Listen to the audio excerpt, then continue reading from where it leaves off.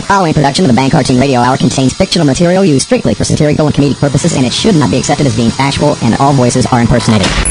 Welcome! You! Bang Cartoon Radio. It's huge when it comes to learning a new guy's rear end. Oh, stop it! I know the National Football League. What, please? Sometimes they run and they smell like sex. That's how we do it. Bang Cartoon Radio. Look here, things need to be done around here. A lot of people have picked us to put in the NFC, and rightfully so. Welcome to the Bang Cartoon Radio Hour. I did my job. I showed up. I know. And now, here's John and Tom.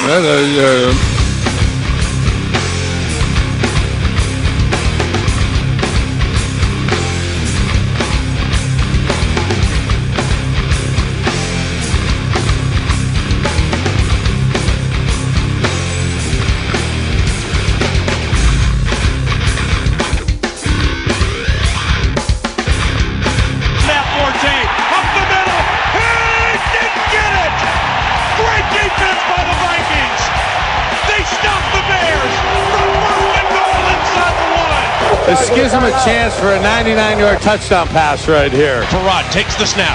He's back to pass out of the end zone. Fade left. Man wide open. It's Berrien. Caught inside the 40. 20. Touchdown. A 99-yard touchdown. And the Vikings have taken the lead. Now, am I going to be just like every other idiot sportscaster in America if I say that stadium has been the home to so many ridiculously long plays, It's not even funny. Yeah. I mean, and it goes back to before that. I mean, the Hail Mary was in Minnesota, wasn't it? That was like a 75-yard touchdown pass that Staubach threw, wasn't it? I couldn't help but all I could hear was Bernie Kosar in my head when that happened. Yeah. Wait, thanks, Bernie. Well, that's what kind of insight really drives the NFL, Tom. I mean, when a guy can say something in the middle of last year's preseason that is applicable today. Right. That is first-class analysis. Exactly. There you go. Thank you, Bernie. Oh. So everybody have a good Thanksgiving? I didn't. The Giants beat the shit out of the Redskins. Yeah, they didn't miss Plaxico, did they? No, they didn't miss Plaxico one little bit, but, I can tell you this, the Giants picked on D'Angelo Hall all damn day. Yeah. He had one interception that Sean Springs stole from him and knocked onto the ground. I don't know why he did that. And he had another one that he damn near caught. He made a good play, but yeah, man, that doesn't bode well when they come right out picking at the guy. Well, I didn't see that game because I was down in Cincinnati watching the Cincinnati Bengals and the Baltimore Ravens in an exciting football game. Man, the things you'll do for family. Well, we'll talk about that in a little bit. First, sticking with the NFC North, the Vikings now, they're in control of their own destiny. Come on now. Nobody's in control of that division. The Vikings will trip up next week. The Packers will win a game. It'll come back to being 500 everybody again in the next 2 weeks. Well, I'll stick with my preseason division pick of the Vikings. Well, I guess you pretty much have to. Yes. Since my Saints prediction of the Super Bowl is pretty much in the toilet. The Packers definitely on the outside looking in after their looked like I only saw the highlights, but it looked like that was a great game that Packers played with Carolina. Well, I was watching that crappy Redskins game, and then after that was over, they flicked us onto the Packers game. Now, I was paying attention to that game on the internet, and yeah, man, back and forth. Carolina's for real, dude. Yeah, those are that the four easiest touchdowns of D'Angelo Williams' career. Well, hey, man, you'll take it. Yeah. This was the weekend of 4 touchdowns for a running back, I know. wasn't it? Fantasy owners love that stuff. You found a Packers post-game radio show, and they took a phone call from a Packer fan who's whining. Yeah, well, I'll tell you what. I got to say, my journeys through the radio land of the NFC North this year has been just most fun. You people talk funny as hell. I'm telling you, man. Everybody wants to sit there and make fun of Americans and say we all sound like we's from Texas. Bullshit. You want to hear some funny-sounding people. You get up into Wisconsin, you get up into Chicago, you get up in those areas, man, people sound funny as hell, and they got a goofball on the radio. I don't even know. I can't remember what station this was. and I can't even remember the guy's name, but the one guy's name is the rookie. I don't know who he is. I think they grabbed him off the street. Honestly, doesn't he sound retarded? Did you listen to this guy? Come on. I thought that was you for a second. Yeah. All right, Worf didn't call up, but we had some good whiners. All right, well, here's the phone call. Brian, thanks for being patient. You're on Green Bay Game Day. Thanks for being patient there. You're on Green Bay Game Day. Brian, thanks for being patient. You're on Green Bay Game Day here on the Green Fan. Bay Game Day. Hey, Ruck, how you doing? Good. Hey, we were sitting in the south end zone today, and when the Packers kicked the last field goal, it looked to us like Julius Pep. My God, that guy's breathing into the microphone. It sounds like a giant heartbeat. I know, he does it the whole show. I mean, he's a mouth-breathing, milk-fed, giant, one-brain-celled, huge ox from the Midwest. First climbed the backs of the defensive linemen in front of him, and kind of was kneeling on them, at least if nothing else. And the official even pulled him aside after the play and kind of talked to him about it, but there was no flag. Which I believe it's a personal foul, which would have been a first down for the Packers. I'm not sure if they talked about it on TV or if you guys caught it at all, but it looked pretty obvious from where we were, and I'm not sure if we just missed it or... Yeah, it was pretty obvious. We should have got the call and had a first down. And yeah, there. You know, and I'll say this for those dear Packer fans there. They're very polite, you know, because everybody else around the country, they'd be calling up saying, you see that bullshit? No, in Green Bay, oh, you know, he carried him over. I do believe that might be a personal foul there. Damn it. That's about as rough as it gets. Hey, lady, now watch it. We're going to have to throw you out of here. What happened there?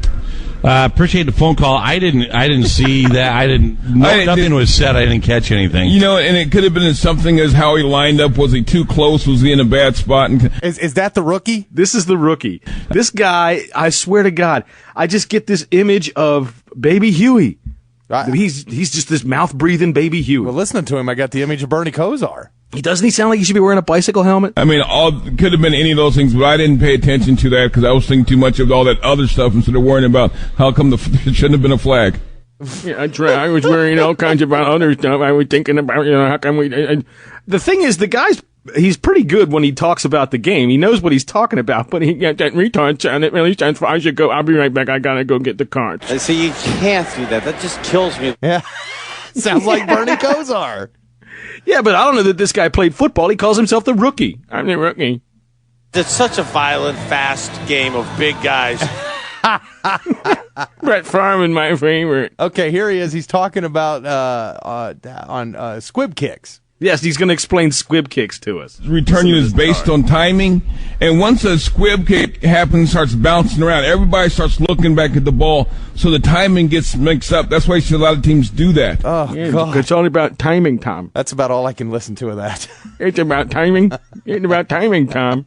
That's why teams do it, because it messed up timing. God, I could never laugh after that. Let's put Billy on the radio. That'll give him something to do. I'm tired of him trying to burn down the shed. So the Packers lose that game, and of course, they don't have to worry about finishing last in their division. Detroit gets to go to... No, they're hosting Minnesota. Oh, you know, I gotta say, anybody that gets to hear that, Detroit gets to go to, oh God, please let it be here. It's an easy win. Right. Man, when are they gonna get rid of it? I mean, honestly, you know, this has always been the refrain about Thanksgiving, but honest to God, must they put us through this crap? Yes. You know, I guess in a way you're right, because it's always the first game, which is always when you have to spend time sitting around looking at all your relatives. Well, that's when I'm eating, yeah. Yeah, you don't have to worry about it. Right.